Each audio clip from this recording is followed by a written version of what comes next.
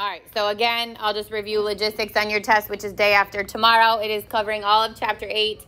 It starts with your series and summation, goes through arithmetic, geometric, into binomial expansion, into the counting principle, into probability.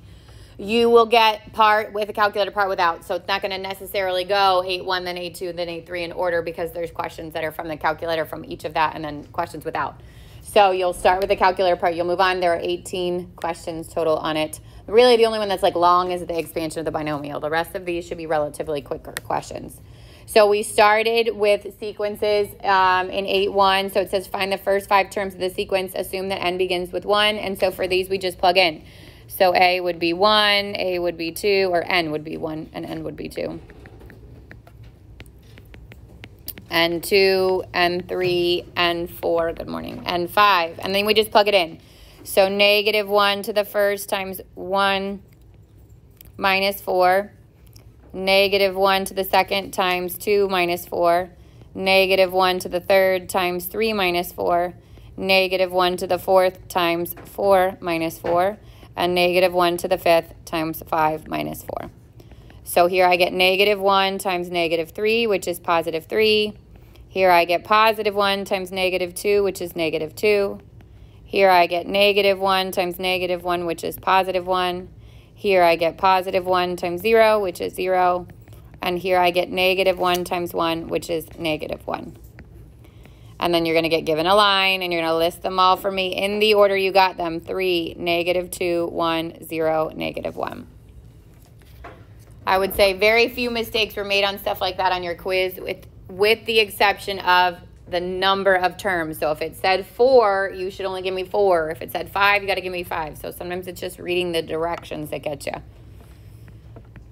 Second one says find the indicated term of the sequence. So now we're just jumping to a specific term. This time it's A4. So I would do 2/3 to the fourth, which is 2 to the fourth, over 3 to the fourth. 2 times 2 times 2. 2 times 2 times 2 times 2 is 16. And then 3 times 3 times 3 times 3 is 81. So far, no need for a calculator, and that's what these parts would be on.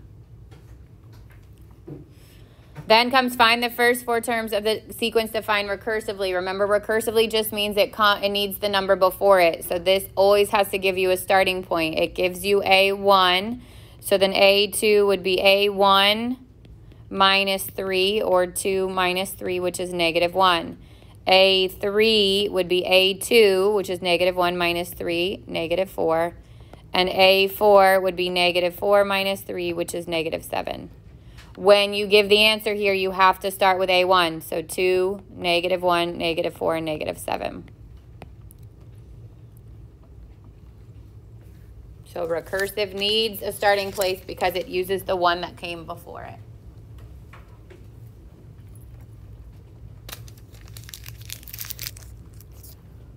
Questions on that one? So again, we took and plugged in 0, we plugged in 1, we plugged in 2, we plugged in 3, and then we added them all together. So what would be the formula that you used for this again? The geometric one, A1 times 1 minus r to the n over 1 minus r. It's coming up. But you can only use that if that's geometric, right? And you can only use the partial sum if it's arithmetic. So if it's neither of those things, or you're unsure, then you're doing what we just did. Plug in the 0, plug in the 1, plug in the 2, plug in the 3, and add them all together. If it can't be done geometric or arithmetic, then it's not going to be a lot of terms. Like, I'm not going to have you go to 8 terms here and then have to add them all together. All right, then came our factorials. So if it said something with numbers, right, like 10 factorial over 8 factorial, which we'll do in a little bit because we use that in our probability stuff, we would take the top number, which is 10. We would take it down until it hit the smaller factorial, so that those cancel, and this would just be 90. So if it was just numeric base, you want to take the top, break it down until you hit the smaller, and cancel them out. If it's like this one, so this is n plus 2 over factorial over n factorial, what's bigger, n plus 2 or n? N plus 2, so we're going to break that down. So n plus 2 would be the first one, then the next one would be n plus 1, and then the next one would be n factorial.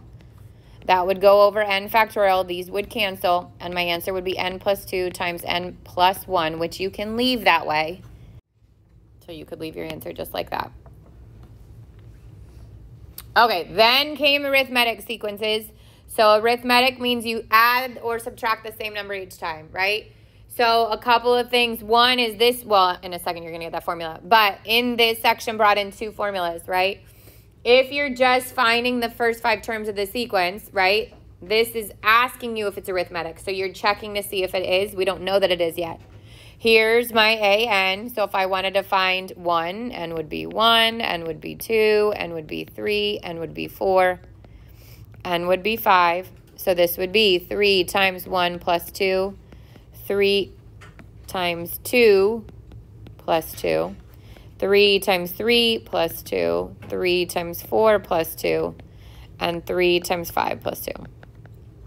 So 3 plus 2, which is 5, 6 plus 2, which is 8, 9 plus 2, which is 11, 12 plus 2, which is 14, 15 plus 2, which is 17. So that's the first part. And read the directions carefully because it literally breaks it down. First 5 terms would be 5, 8, 11, 14, and 17. Answer 1. Second part says determine whether the sequence is arithmetic. So am I adding the same thing each time? You can either do 8 minus 5, 11 minus 8, 14 minus 11, 17 minus 4, or see if you can just add the same thing each time. Is it? Yeah. I'm sorry, on the sigma part. That's just so we don't get off track. Okay, so yes, it is arithmetic. And what's D? Positive 3. We're adding the same thing each time. That's all it's asking for. Is it arithmetic? And if it is, find the common difference. If it's no, you just write no. Okay, then came the formula for the arithmetic sequence. So this is the first, oh, I thought I had it on here. Maybe it got cut off. The first of the, I don't even know how many formulas we need, but there was 5 from geometric and arithmetic. This is A1 plus D times N minus 1, okay? So the rest I think are already on here and highlighted, but that is the first formula that we learned in the chapter. How to find the nth term of an arithmetic sequence.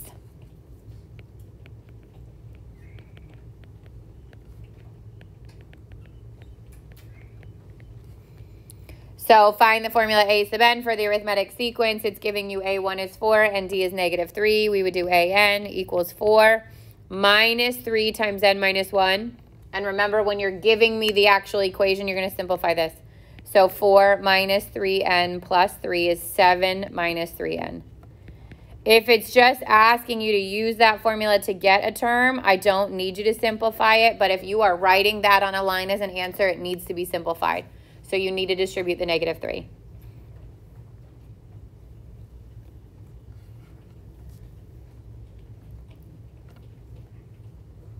Then says, write the first 5 terms of the arithmetic sequence. So I have the first one. Arithmetic means just add whatever D is, right? So if the first one is 4, then I would subtract 2, I get 2. Then I would subtract 2, I get 0. Then I would subtract 2, I get negative 2. Then I would subtract 2, get negative 4. And those would be the first 5 terms. So including the one they gave me at the beginning because that's my first one.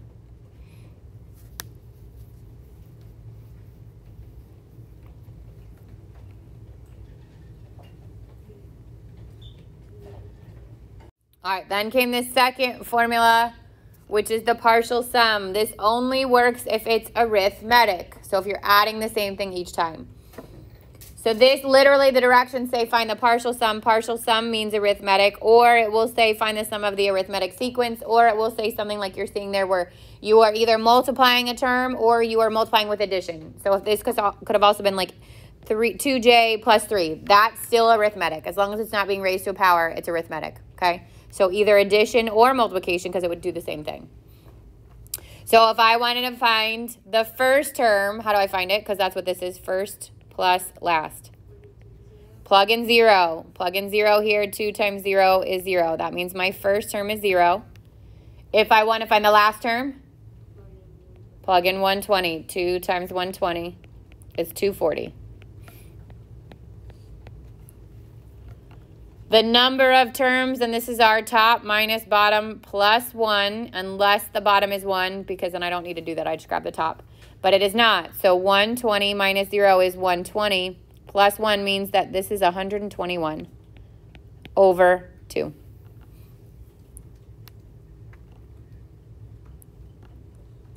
So this is 60.5 times 240, and this would be on the part without the calculator because summation's there.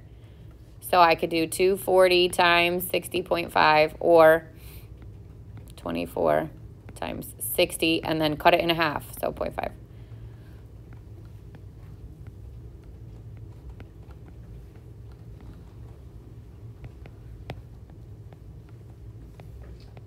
And bring down the extra 0. There's 1 decimal after.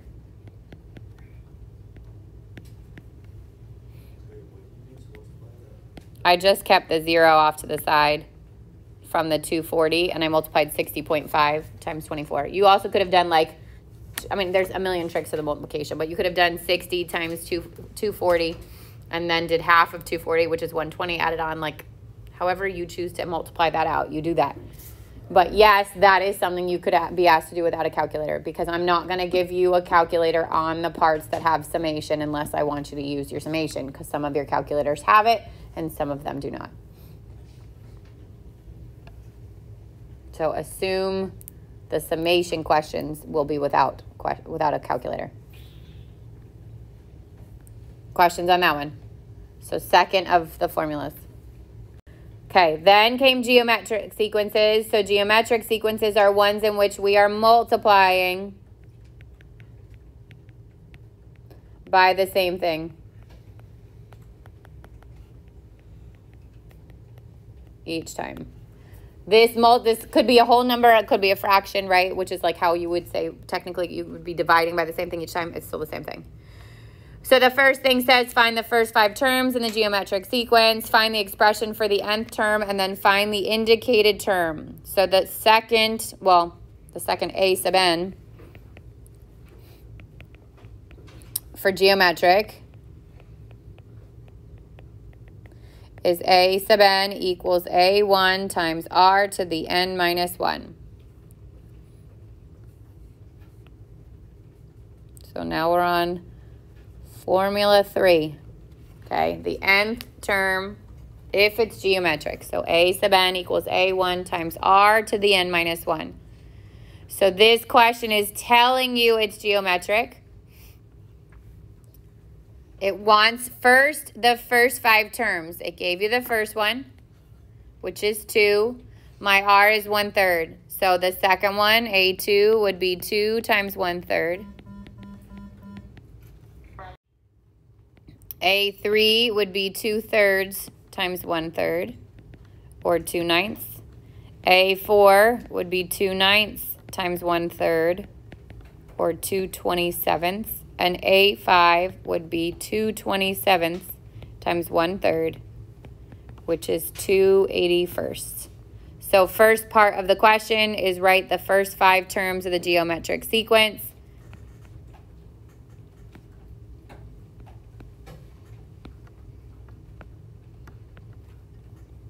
Which would be 2, 2/3, 2/9, 2/27, and 2/81.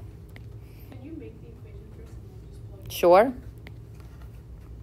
Then it says find the expression for the nth term. Yeah.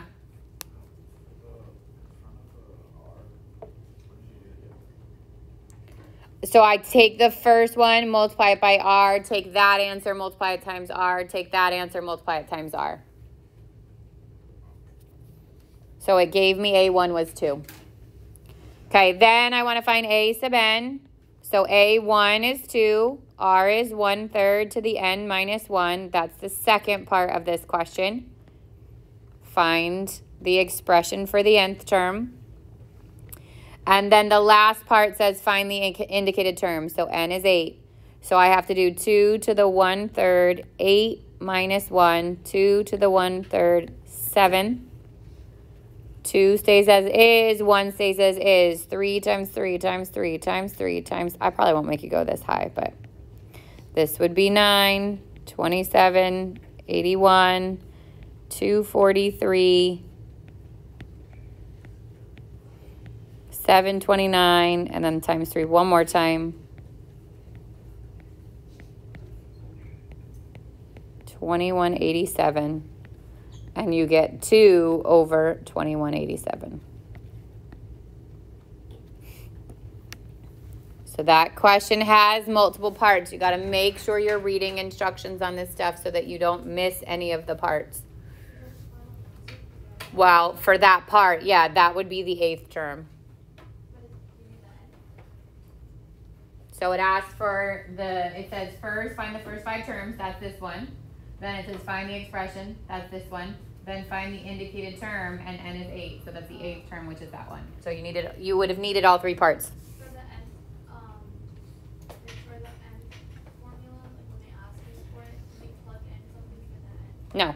You just leave it as that. Right, the formula always has the n as n. All right, then it says find the indicated term, and remember I said these were, I think I didn't put them on your quiz, but you're going to see them again. This is one of those cases where your n is jumping, right? I don't have 2 consecutive ones to figure out what r is. So we have to figure out the formula. The little cheat was whatever the bigger one goes on the left, and then it's the smaller one on the right, and then we use the r to bridge the gap. So the exponent on the r is the difference between the big minus small.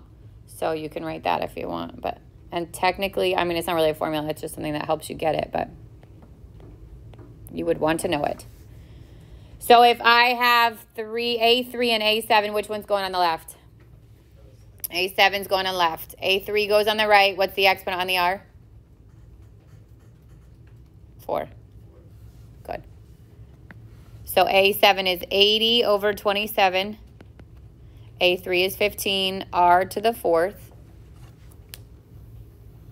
And then I got to solve for r. So I'm going to divide both sides by 15 or multiply by 1/15 here. 5 goes into each of these. This would be 3 and 16.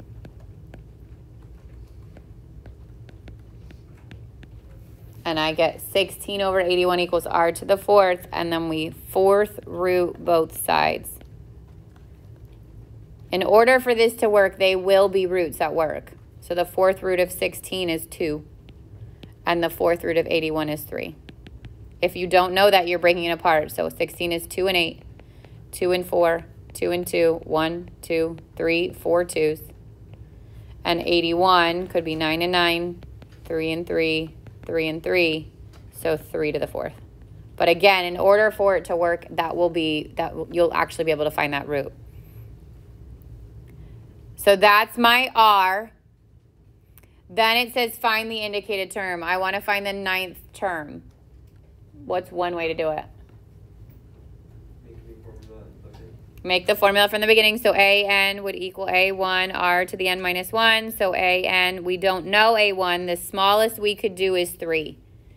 So if I'm trying to find a_n being 9, a3, this would be r to the 6th. That's one way to do it. I also have a7, so I could do a9 equals a7 r to the 2nd.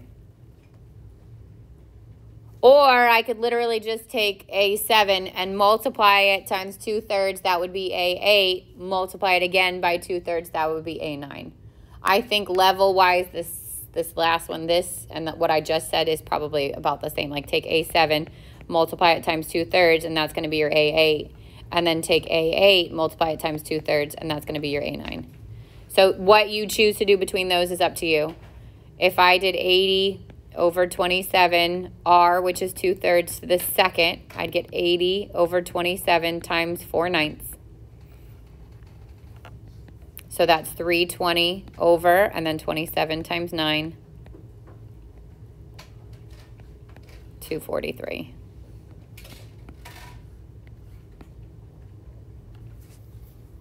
You'd get the same thing by doing 80 times 27 times 2/3, and then that times 2/3 again.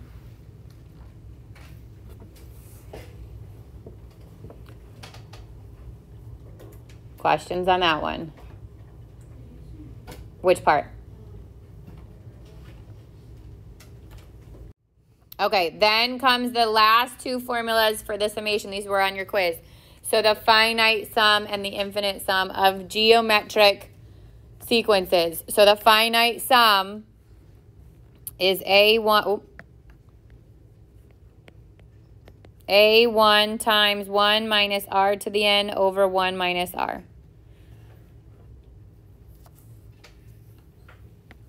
Put that a little bit more lower so it doesn't look like it's not supposed to be any higher. You're just multiplying it out. So for these, the A1 is either whatever if you plug in 1 or whatever the bottom number is when you plug that in, that's your first term. If it's 1, then it's the thing that's not being raised to the power. The r is the thing that's being raised to the power. And the n would be the top minus the bottom plus 1 again. So if you look at the example that's there, 1, I know it's finite because it has a number at the top, right? That's the difference between finite and infinite. It's something that's being raised to a power, which makes it geometric, so I know to use that formula. Technically, I could plug in 1, 2, 3, 4, 5, and 6, and then add them all together. I'd get the same answer, but the bigger that top number is, the least likely you should be to do that because it's going to take you longer. So if I just look at this, the A1 would be my first term, right? If this is 1, and this is j minus 1, or whatever the variable is minus 1, then whatever's on the front here is my A1. So technically my A1 is -1. If you don't see it, or if you get confused, you just take and plug in the 1. Just like we did with the arithmetic. So this would be -1/3 times 1 minus 1, -1/3 to the 0. Anything to the 0 power is 1, and this is -1. So either way you can find it. Faster the first way. So that's my A1, and then it's 1 minus the r is what? 1/3, what you're being raised to the power, to the n, and what's n? Good, which in this case, 6, good, over 1 minus r, which is 1/3 again. So I'd get -1, 1 minus 1 to the 6, which is 1, and then 3 times 3 times 3, 6 times. Did I count that right? Yeah, so that's 9, 27, 81, 243, times 3, 729. Over 1 minus 1/3. Now, it will always happen that you have to change so that they have the same denominator if it's a fraction there. So this would be 729 over 729. And this would be 3 over 3. I get -1 times 728 over 729 over 2/3. And then I keep change flip. 3's going to go in here. 243. 2's going to go in here. 364. And then the -1 on the front gets multiplied. And I get -364 over 243. So if by chance, which I don't think you do, I think the numbers are smaller, but if you were to have a calculator on this question, think that it has to be kept exact. So if you put in your summation, it's going to give you the decimal part of it. You've got to keep it exact. You're only using it to do something like this, like 1/3 to the 6th power, okay? Which you could be expected to do without. No, I'll let you use whatever, which is why you're probably not getting it on a summation question. Yeah. All right, then came your infinite sum. So the infinites hopefully are the easiest to spot because they have an infinity symbol at the top, okay? And the sum for that would be, you got to take. No, it's just 2. Okay. All right, so infinite sum is A1 over 1 minus r. So for these, there is no n because it's infinite. And these can only be done when the absolute value of r is less than 1, which means it doesn't matter if it's positive or negative, but it has to be a fraction that's smaller than 1. You cannot do these with anything that's bigger than 1. So even if if it's a fraction but it's improper, it can't be done. So if I look at the first one, my r is 2/5, which is in between 0 and 1. That can be done. My A1, if I take 0 and plug it in, I'd get 2/5 to the 0, which is what? 1. So my A1 is 1. 1 minus r is 2/5. Give it a like denominator, so 5/5 minus 2/5, this would be 1 over 3/5. And then keep change flip. and I get 5/3.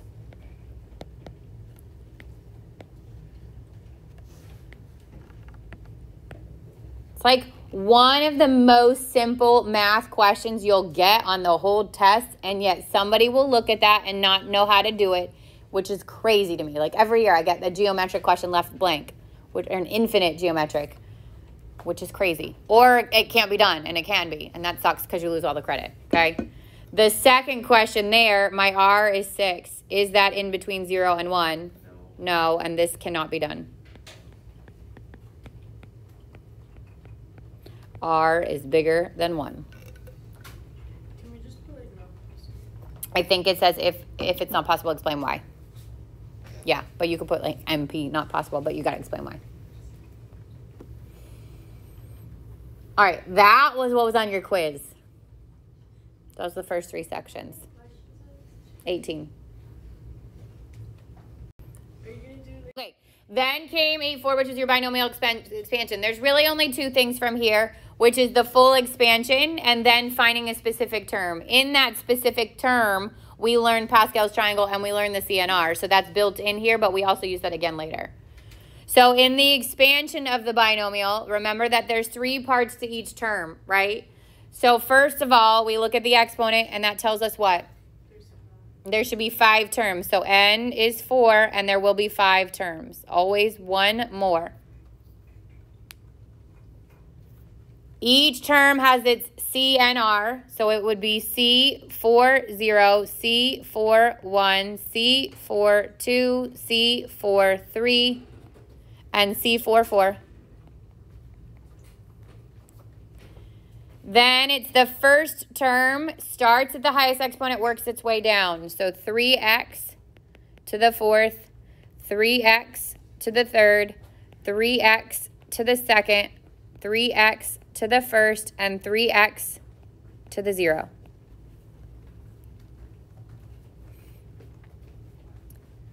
Then it's the second term, which is a negative y. That negative has to go with the term. And this time we start at 0 and work our way up. So negative y to the 0, negative y to the 1st, negative y to the 2nd, negative y to the 3rd, and negative y to the 4th. Then we add them, so I'm just going to add in the signs.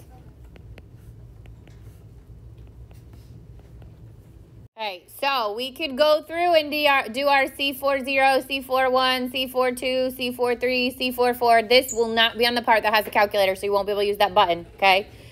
Or you do what? Pascal's triangle. So Pascal's triangle, 1, 1, 1, 1, 2, 1, 1, 3, 3, 1, 1, 4, 6, 4, 1.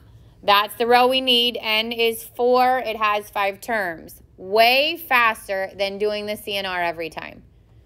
Although we know the first term's always 1 and the last term's always 1, so hopefully that helps you eliminate some of the work. So this is now 1, 4, 6, 4, 1.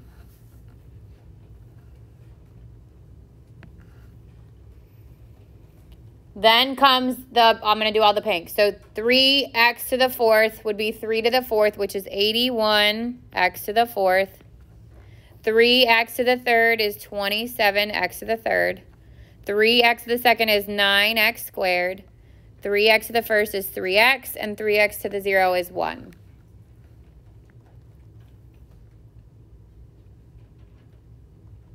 And I'm going to do the purple. So negative y to the 0 is 1. Negative y to the 1st is negative y. Negative y to the 2nd is positive y squared.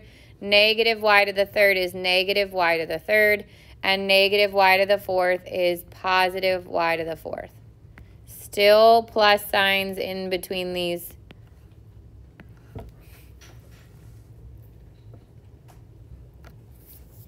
And I will say most people successfully get to that step and then for some reason forget to multiply them all out. You have to multiply all the numeric parts together and then put the variables at the end. So in the first term, it's just 1 times 81 times 1. So that's 81 and then x to the 4th. The second term would be 4 times 27, which is 108. And then it's a negative y here, so that becomes minus 108 x to the 3rd y. Then I get 6 times 9, that's 54. The rest is positive, so positive 54x squared, y squared. 4 times 3, which is 12, positive x, but negative y to the third, so negative 12x y to the third. And then 1 times x to the times y to the fourth, and that's y to the fourth, positive y to the fourth. So this question carries more weight than the other ones because there's a lot more steps in there. There's a couple that are just a little bit more. The rest of them are even. And this has the potential of severely slowing you down if you don't know what you're doing. So be careful on that one. Yeah. Not, I don't know if it's the most. I think there's another one that has like multiple parts that I gave about the same weight, but this is more than the other ones. Yeah. You don't have to memorize. You can build it. Yep. So you always start with 1 and 1, 1 in the next row. Like that is always. So always starts with 1, always ends with 1. So I start with 1, then I add the 2 numbers that are there to get the 1 in between. And then I stop with 1. Start with 1, add the 2 numbers, and then stop with 1. 1, add the 2 numbers, add the 2 numbers, add the 2 numbers, stop with 1. Keep going. Yeah. You want to know n before you do that, though, I would say, because you don't want to go too far and waste your time. And then the n is the second number. Yep, this is n. Yep. Okay, so finding the number of term of a plus b to the n. So this time it's going to say, like, find the third term, find the fifth term, find the sixth term of the expansion. You will not finish if you expand this all the way out and then have to grab, like, the sixth term, okay? So this, if it said find the third term of 2x minus 5y to the 7th, we use this formula. I don't know what number we're on. 6, maybe? CNR times a to the n minus r times b to the r. So by a, we mean the first term, and b, we mean the second term. The trick here, obviously we know n is the exponent, right? But what was the trick on the r? If I'm asking for the third term, what's n? What's r?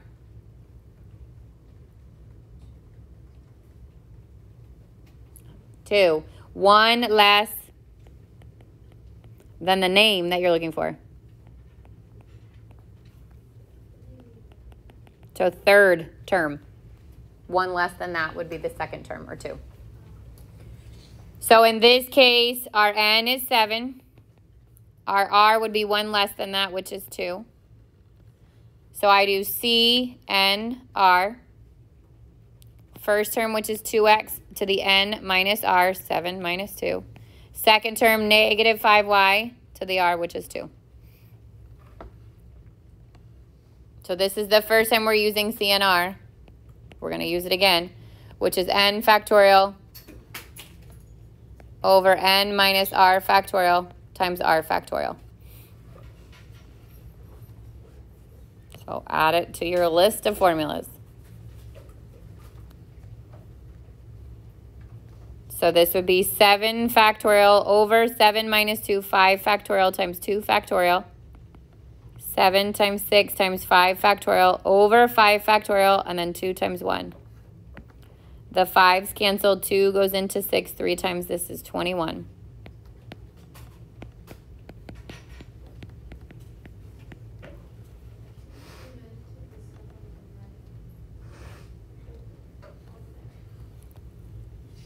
All right, so 2 to the 5th, 2 times 2 times 2 times 2 times 2. This is 4. This is 8. This is 16. This is 32. So I get 21 times 32, x to the 5th. Negative 5 to the 2nd is 25y squared. And then you have to multiply these out. So 21 times 32. And then that times 25.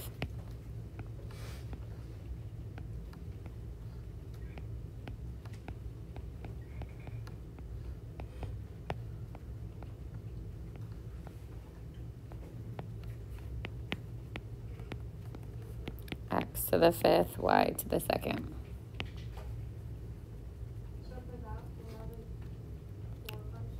No.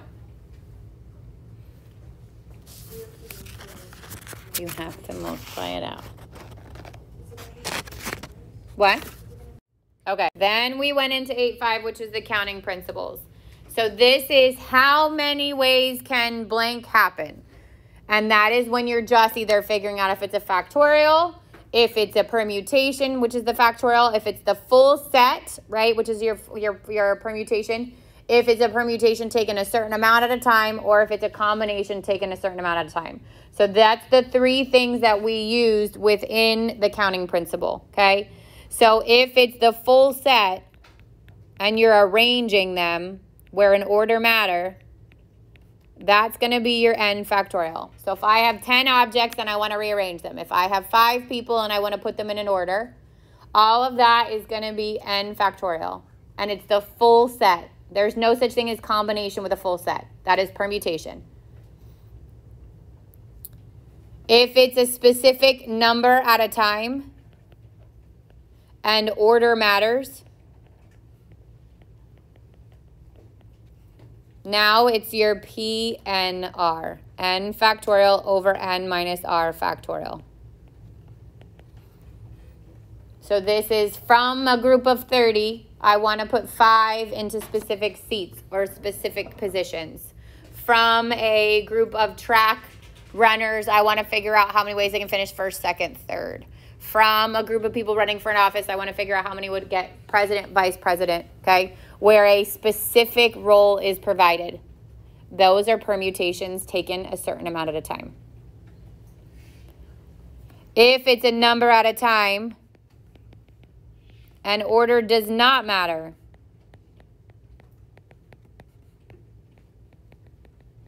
that's your CNR. N factorial over, same formula we already used, n minus r factorial times r factorial. This is finishing top 5. This is making it to the podium. This is getting voted to be on student council. This is getting voted to be on homecoming court. This is getting at anything that doesn't have a specific role, okay? You're the people picked to go in the chairs on the floor at mass. You're the people picked to put in the first row, okay? Unless there are specific seats within that row, now it becomes a permutation.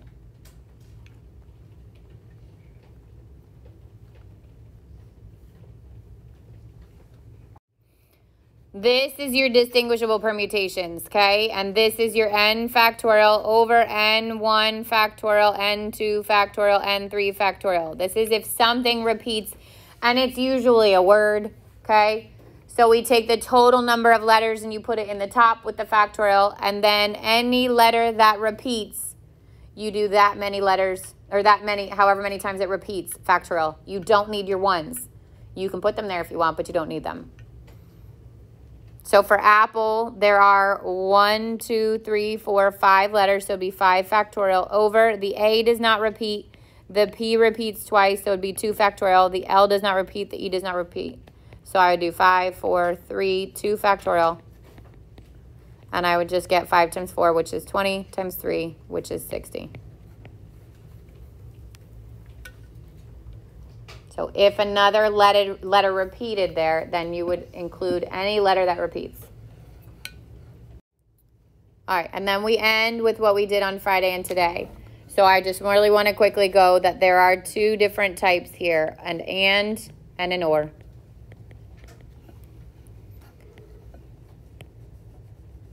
So things like both or neither are also ands, right? Because that means this and this, or this and, like if it's neither, it's still this and this. But those are your ors and your ands. On an or statement, it is one event. You are pulling a card, you are rolling a die, you are pulling a rock out of a box. It is one thing. But what's the probability you are getting this or that? And that's when you have to figure out if they are mutually exclusive or not mutually exclusive. What does it mean to be mutually exclusive? Not in a relationship, but in a probability problem. Sort of like independent. It cannot be both things, okay? So mutually exclusive is a red and a black. You cannot have a card that is red and black. Mutually exclusive is even and odd. Mutually exclusive is clubs and hearts, okay? Those things cannot overlap. evens and odds if you're rolling the die, under 2, bigger than 5, those things would be mutually exclusive. And so for those, we do the probability of the first thing plus the probability of the second thing.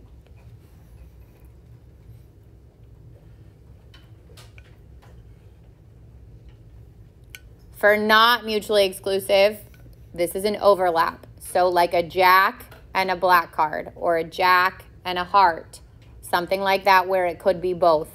A face card and a 10. A face card and a queen, okay? Those can be both. So you do the probability of the first plus the probability of the second minus the probability of the overlap.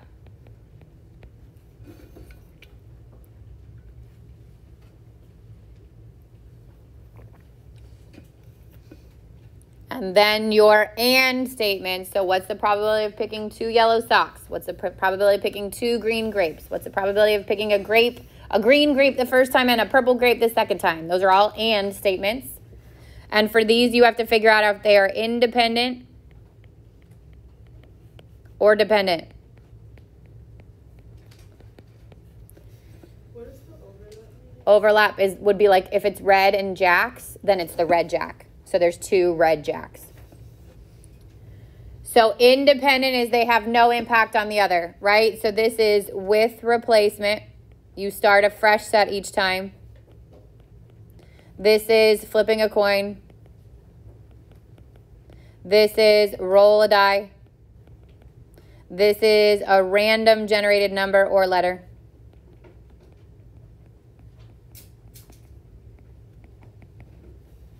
All of those start with a fresh set every time. So these, you do the probability of the first times the probability of the second. And dependent is without replacement. You took the grape, you ate it, and luckily did not put it back. Okay? Something like that. You took something out of a box, you kept it. Those would be with replacement.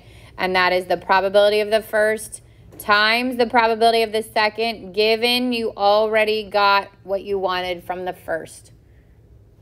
So not only does it decrease your in total sample set, but it decreases the sample set of what you got the first time. We assume we got what we wanted the first time. Correct. So if it's not yellow the first time, then it could be 4 green, 4 red, right? So that's 8 out of the 11. That's what you want the first time. There's 8 options. That would be not yellow. Second time, the set just went down 1. So you eliminated 1. But there's still all the not yellow there. Because you assume you got yellow the first time. Is that what you asked, Olivia? Yeah. You assume you got the not yellow the first time. So now there's 7 not yellows left. If it said yellow the first time and then not yellow the second time, now it would be 3 out of 11 times. It's still not, so the not yellow the next time, you assume they're all there. 8 out of 10. So you lost the sock, but you lost the yellow sock the first time, if that's what you wanted. So whatever it is you want the first time, you assume you got when you get the second thing.